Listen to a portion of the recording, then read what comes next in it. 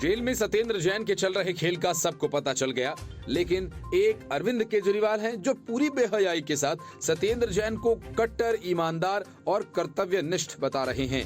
दूसरे मनीष सिसोदिया, जिन्होंने कुछ महीनों में ही 14 हैंडसेट्स बदल डाले।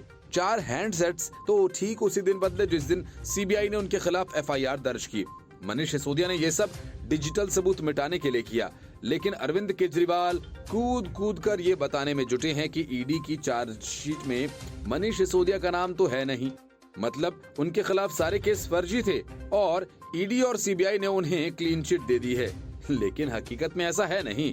अरविंद केजरीवाल पूरे मामले को अपने हिसाब से देखना और दिखाना चाहते हैं।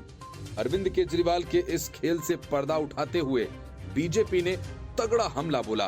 बीजेपी ने आरोप लगाया कि मनीष सिसोदिया दिल्ली आबकारी नीति मामले में कथित अनियमितताओं में पूरी तरह से शामिल हैं।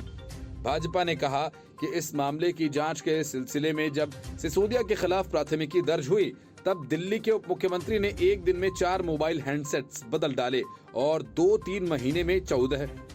बीजेपी ने आरोप लगाया कि मनीष सिसोदिया ने अपने खिलाफ डिजिटल एविडेंस को नष्ट करने के मकसद से ऐसा किया। भाजपा के राष्ट्रीय प्रवक्ता संबित पात्रा ने कहा कि कुछ दिन पहले अरविंद केजरीवाल ने कहा था कि दिल्ली आबकारी नीति में कोई घोटाला नहीं हुआ, क्योंकि सीबीआई और ईडी ने मनीष सिसोदिया को क्लीन चिट दे दी है। चार्जशीट में उनका नाम नहीं है। संबित पात्रा ने कहा कि दिल्ली आबकारी नीति केस में मनीष सिसोदिया की बड़ी भूमिका है। वह सिर्फ गले तक नहीं बल्कि दिल्ली में शराब घोटाले में पूरी तरह से डूबे हुए हैं। संबित पात्रा ने एक रिमांड नोट पेश किया और कहा कि ये रिमांड नोट प्रवर्तन निदेशालय द्वारा दिल्ली की एक अदालत में जमा किया गया था, जिसमें ये कहा गया है कि सीबीआई द्वारा 17 अगस्त 2022 को मनीष सिसोदिया के खिलाफ एक प्राथमिकी दर्ज की गई। अमित अरोड़ा नाम के एक व्यक्ति ने मामले में पैसे लिए और दिए थे। अमित अरोड़ा को ईडी ने गिरफ्तार किया था और हिरासत में लेते हुए ये दस्तावेज कोर्ट में पेश किए थे। 32 पेज के रिमांड नोट से पता चलता है कि आबकारी पुलिस घोटाला मामले में मनीष सिसोदिया के खिलाफ जांच चल रही है। उन पर लगे आरोप गंभीर हैं।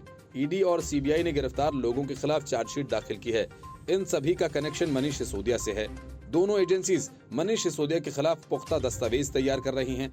दस्तावेज के अनुसार मनीष सिसोदिया के खिलाफ सीबीआई द्वारा 17 अगस्त 2022 को एक प्राथमिकी दर्ज की गई थी।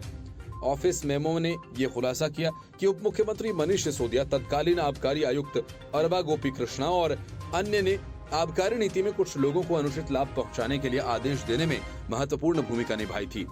मनीष सिसोदिया ने मामले में डिजिटल सबूत नष्ट करने के लिए लोगों से सलाह ली होगी, क्योंकि उन्होंने अपने खिलाफ सीबीआई की प्राथमिकी के बाद एक दिन में 4 मोबाइल हैंडसेट और 2-3 महीने में 14 हैंडसेट बदल डाले। उन्होंने डिजिटल सबूतों को नष्ट करने के लिए दिल्ली के सीएम अरविंद केजरीवाल, विजय नायर, शराब घोटाले के आरोपित अमित अरोड़ा और सनी मारवाह से सलाह ली होगी। पात्रा ने कहा कि दिल्ली के आबकारी मंत्री मनीष सिसोदिया सहित आरोपियों द्वारा डिजिटल सबूतों को बड़े पैमाने पर नष्ट किया गया। कथित दिल्ली शराब घोटाला मामले में 36 आरोपियों ने 170 मोबाइल फोन्स नष्ट किए।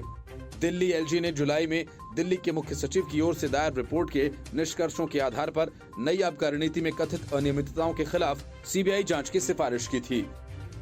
Bureau report, news of India.